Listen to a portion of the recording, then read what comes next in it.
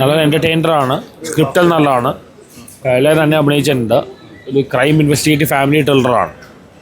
ഇല്ലെങ്കിൽ നല്ല എൻ്റർടൈനറാണ്. ലാഗും സംഭവത്തുമില്ല. ബിജു മേനോനെല്ലാം എല്ലാവരും തന്നെ അഭിനയിച്ചിട്ടുണ്ട്. മെയിൻ ആക്ടേഴ്സ് എല്ലാവരും അഭിനയിച്ചിട്ടുണ്ട്. സ്ക്രിപ്റ്റ് നല്ല ത്രില്ലിങ്ങാണ്. ടിപ്പിക്കൽ ജിത്തു ജോസഫ് ഫിലിമാണ്. ഓൾറെഡി കുറച്ച് ലോജിക്കൽ എറേഴ്സ് ഉണ്ട്. അത് ജിത്തു ജോസഫ് ഫിലിമാണ്. പടം മോഡൻ്റെയാണ്, ഓടൻ്റെ പടമാണ്. നല്ല സ്ക്രിപ്റ്റാണ്, നല്ല എൻ്റർടൈനറാണ്. വലതുഭാഗത്തെ കളറിൻ്റെ ഇൻ്റർവെൽ ആയിട്ടുണ്ട്. ഒരു വല്ലാത്തൊരു അവസ്ഥയിലാണ് വന്ന് നിൽക്കുന്നത് കേട്ടോ. ഒരു പ്രത്യേക അവസ്ഥയിലാണ് ഇൻ്റർവെൽ. വരുമ്പോൾ പ്രതീക്ഷിക്കാത്തൊരു ഇൻ്റർവെലാണ്. എന്താണെന്ന് പുറത്ത് പറയുന്നില്ല. അത് പറഞ്ഞാൽ അതിൻ്റെ ഇതങ്ങ് പോവും. ഒരു വല്ലാത്ത അവസ്ഥയിൽ വന്ന് പടം വന്ന് ഇൻ്റർവെല്ലായി ആയിരിക്കുകയാണ്. ജോജു കലക്കിയിട്ടുണ്ട്. അതിൻ്റെ മുകളിൽ ബിജു മേനോൻ, രണ്ടുപേരും ഒക്കെ അറിയാമല്ലോ, അവരുടെ ഒരു റേഞ്ച് അറിയാമല്ലോ. അവർ രണ്ടുപേരും അത്ര റേഞ്ച് പടം ചെയ്തിട്ടുണ്ട് കേട്ടോ. ഭയങ്കര ഇമോഷണൽ മൂവി. ഒരു ഇൻ്റർവെൽ ഒരു വല്ലാത്ത അവസ്ഥയിലാണ് വന്ന് നിൽക്കുന്ന പടം.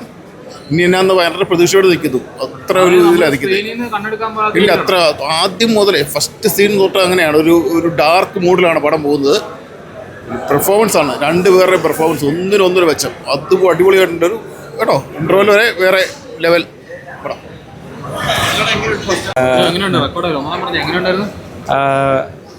നല്ലൊരു ചിത്രം.